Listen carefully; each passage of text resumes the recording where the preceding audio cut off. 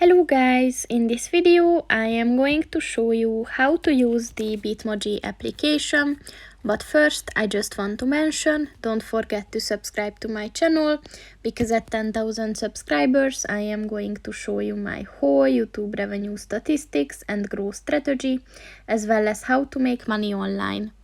Let's jump into it. First of all, open the application on your phone. So in the Bitmoji application, you can create your own avatar, which will appear in the Snapchat application as well. So you can connect this application to your Snapchat account, and you can just create your avatar's appearance. You can change the hairstyle, the eye color, and basically everything, the outfits.